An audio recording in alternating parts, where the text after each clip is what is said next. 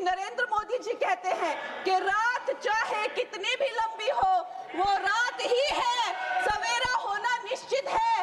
और 2014 में जब प्रधानमंत्री जी की सरकार आई, हम एमपी हो गए, बड़े पद पे आ गए, कुछ ऐसे ही आ जाते हैं और फिर इस तरह की बयानबाजी करते हैं कि कहीं एयरपोर्ट पे सीआईएसएफ की थप्पड़ भी खाते हैं।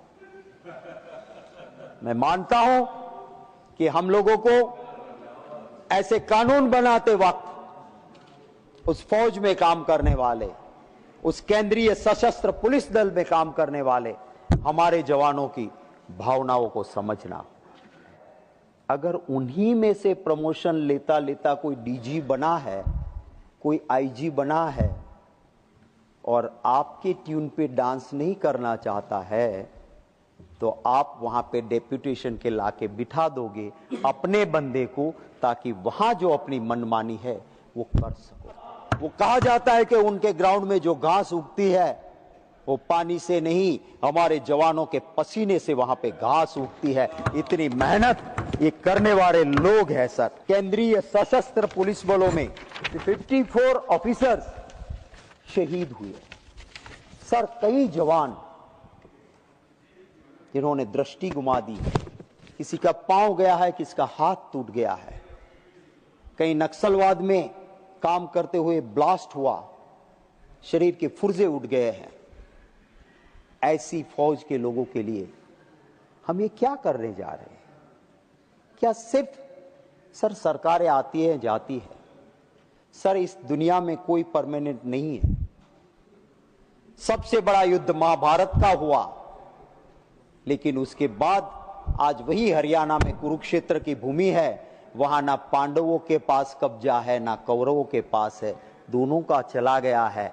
आप हो या हम हो, एक दिन इस दुनिया से जाना है। कम से कम ऐसे हमारे जांबाज जवानों के लिए ये ना करे, ये मैं कहना चाहता हूं सर। ये सरकार वोट बैंक राजनीति में सबके लिए जरूरी होती है, करते हैं, पर वोट बैंक पॉलिटिक्स के लिए भी कुछ जगह इस देश की परंपराएं रही है कि हमने ऐसी जगहों पे वोट बैंक पॉलिटिक्स से ऊपर उठे हैं, और ऐसे अनेक उदाहरण आपको मिलेंगे। पर हर जगह पे वोट बैंक पॉलिटिक्स के लिए काम करना ये भी ठीक नहीं होता है।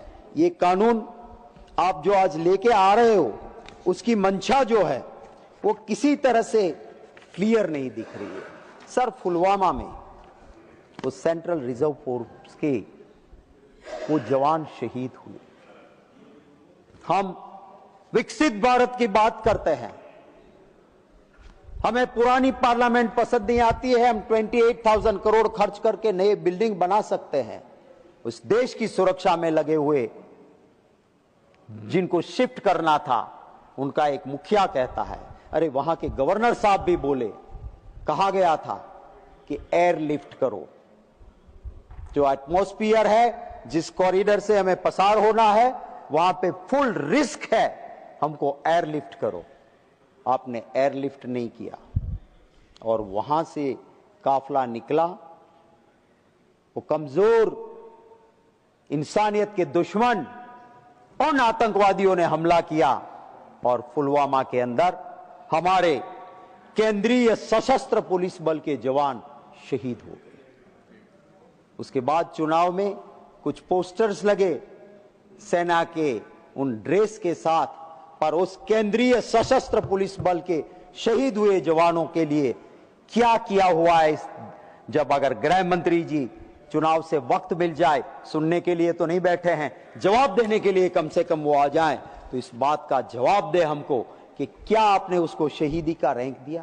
पैरामिलिट्री फोर्स में काम करने वाले हमारे वो जाबाज जवान दिन रात जो जान हथेली पे लेके देश के लिए लड़ते हैं, क्या आपने उन शहीदी के लिए, उनके लिए कोई चिंता की है? सर, मैं ये जरूर कहूंगा कि आज आप ये कानून लाके उन जवानों को मायूसी और फ्रस्ट्रेशन में तो भेजते। कभी कभी हम एमपी हो गए, बड़े पद पे आ गए, कुछ ऐसे ही आ जाते हैं और फिर इस तरह की बयानबाजी करते हैं कि कहीं एयरपोर्ट पे सीआईएसएफ की थप्पड़ भी खाते हैं। मैं मानता हूं कि हम लोगों को ऐसे कानून बनाते वक्त उस फौज में काम करने वाले, उस केंद्रीय सशस्त्र पुलिस दल में काम करने वाले हमारे जवानों की भावनाओं को समझना। अगर कोई आईपीएस ऑफिसर भी दिल से काम कर रहा है, हो सकता है वो नॉन करप्ट है, आपकी बात ना माने, हो सकता है पार्टी कोई भी पावर में हो, वो जनहित से ऑपोजिशन की बात ना माने। ये डेप्यूटेशन सर एक ऐसा शस्त्र है कि ऐसे नॉन करप्ट स्ट्रिक्ट ऑफिसर को स्टेट से उठा के कहीं पर भी डाल दो। मैं बहुत जिम्मेवारी के साथ कहता हूं, हमें फर्क होता है ऐसे आईपीएस ऑफिसर पे। मेरे गुजरात में रजनीश राय था, स्ट्रिक्ट नॉन करप्ट ऑफिसर। आपने डेप्यूटेशन पे नॉर्थ ईस्ट स्टेट में डाल के इतना परेशान किया, वो वहां से रिजाइन कर दिया उसने आईपीएस ऑफिसर से। इसको नुकसान किसको होता है? सिस्टम को नुकसान होता है। जिसकी अडवाणी जी ने तारीफ की थी लोकसभा में कि 332 बच्चों की जान एक आईपीएस ऑफिसर राहुल शर्मा ने बचाई थी। उस राहुल शर्मा को परेशानी कर करके उसने रिजाइन करके हाईकोर्ट में प्रैक्टिस शुरू कर दी। नुकसान किसका हुआ? इस सिस्टम का नुकसान होता है जब कोई नॉन करप्ट अच्छा ऑफिसर रिजाइन करता है। सर, एक आईपीएस ऑफिसर गुजरात की हाईकोर्ट की डिवीजन बेंच बहुत बेहतरीन आईपीएस ऑफिसरों में से चुन के उसको एक एसआईटी का हेड बनाते हैं और वो किसी से डरते नहीं है, वो किसी से परचेज नहीं किए जाते हैं और एक ठीक एसआईटी का काम करके हाईकोर्ट के सामने देते हैं। उसको डेप्यूटेशन में गुजरात से ले जाके जो डीजी बनना चाहिए, साउथ में उस आईपीएस ऑफिसर को डेप्यूटेशन पे भेजा जाता है और वो सतीश शर्मा जब रिटायर होने के एक दिन पहले उसको रिमूवल फ्रॉम द सर्विस करके एक नॉन करप्ट अच्छे ऑफिसर को इसलिए परेशान किया जाता है क्योंकि आज के होम मिनिस्टर को उसने अरेस्ट किया था। क्या ये बदला लेने की कोई जगह है? क्या ये वो जगह है जहां हम नॉन करप्ट और अच्छे ऑफिसर को प्रमोट करने की बजाय, उसको मेडल देने की बजाय उसको डेप्यूटेशन पे भेजेंगे? और यही इस कानून का मतलब है सर। आप कितने आईपीएस ऑफिसर्स को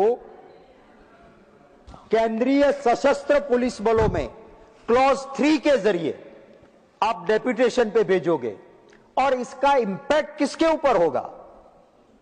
महोदय, इसका नेगेटिव इंपैक्ट